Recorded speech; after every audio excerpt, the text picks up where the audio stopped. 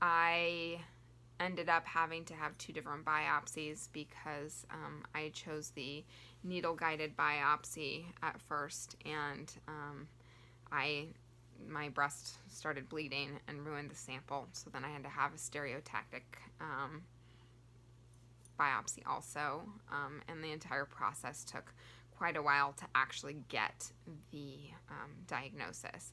And basically what it was a almost 5-inch area of my left breast was, it had DCIS, which is the earliest stage of breast cancer.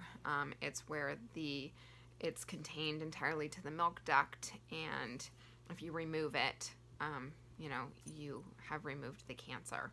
So the good news was that I thought that I had caught it really early, and because of that, I would just have to have it removed, and I wouldn't have to have chemo or radiation. The problem was that it was such a large area of my breast, 5 inches, that there was no way to do a lumpectomy. The only option was a mastectomy.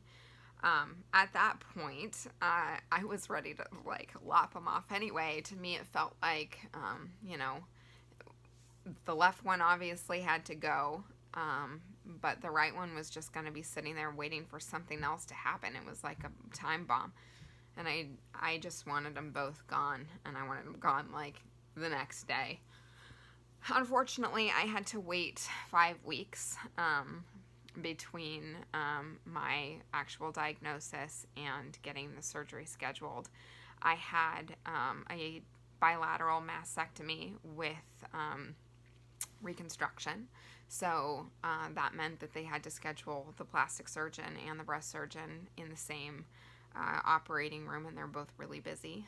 So it took a while, and because it was DCIS, or so they thought, it wasn't I wasn't a special case. It wasn't a, emergency, we have to do this to save her life, which is reassuring.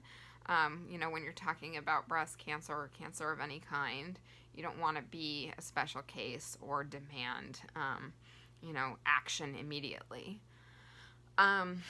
So one thing that they had warned me was that because the area was so large, it was going to take actually removing the breast and sending it to pathology for them to know exactly what it was. The initial biopsies didn't show any sign of invasive cancer, but they wouldn't be able to say that for sure. I was, had non-invasive cancer until the surgery. So I had the surgery, and when I woke up, my mom had to be the one to tell me that I did have a lymph node involved and that the cancer was invasive. Once the pathology results were back, we learned that I had a 1.2 centimeter tumor in all that DCIS area, and I was categorized as stage 2A and grade 2. So because I had one lymph node involved, there was no way for me to avoid chemotherapy, and that they would most likely do radiation also. So since that time, it has been, I had my double mastectomy in September, on September 14th, and I started chemo on November 1st.